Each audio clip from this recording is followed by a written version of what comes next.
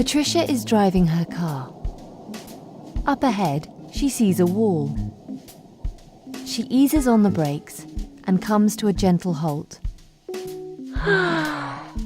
That was easy. The way we live now contributes to climate change. We got used to a really nice way of living where we can do things without thinking about them or their effect on the planet. But actually all our actions have consequences. Being a member of the WI has made me much better informed about climate change and about the issues that we face, and particularly what we're able to do to counteract some of the problems.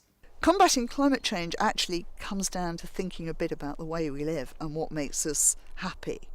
Does conspicuous consumption really make us happy? Do we really want to go shopping every weekend for new stuff that we don't really want? Do we really need to take the car for the 2-mile journey down to the shop? Could we get the bike out and actually get fitter?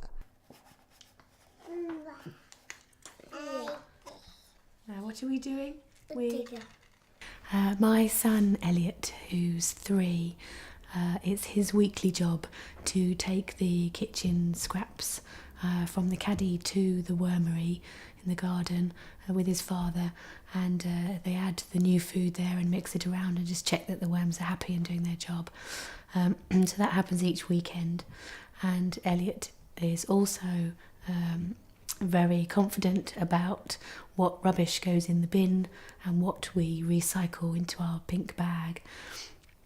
And he's quite familiar with the term reduce, reuse and recycle. There's a slug. Living in there. What's there? Yeah, there's some.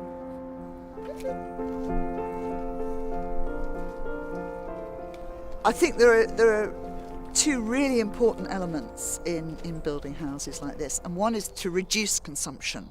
So you have really thick walls full of insulation, you have high-spec windows, you have insulated roof, so that the energy the house needs is very limited. And then you have ways of providing that energy through renewable sources.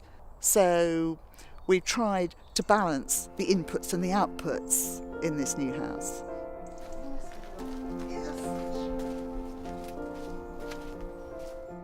The WI have been creating eco-teams. I was delighted to be able to be involved in this and have created an eco-team in our village. We had an assembly at the school, and the school were very responsive. We were amazed how aware of the situation and how knowledgeable the children were. In the future, we want to work very much with the school and the village to help everyone.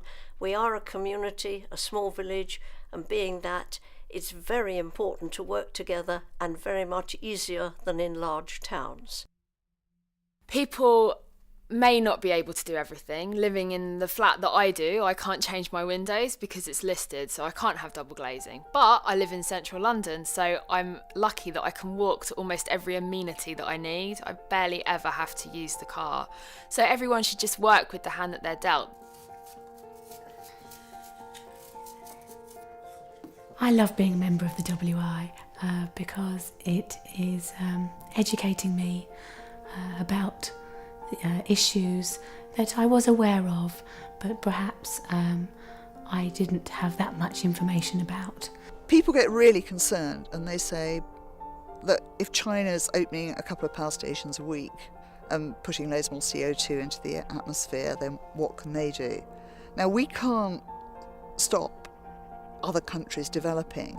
We can't deny them what we've got. We have to, if anything, help them to develop in a more environmentally friendly way and share the environmental knowledge that is around so that we can all live better.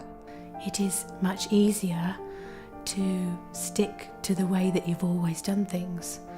But when you actually are encouraged and try a small change, you actually realise how easy it was and why didn't you do it in the first place. People say what they do is only a drop in the ocean, but the ocean's made up of drops and each of those drops matter, so everybody's small individual actions contribute to a much greater whole.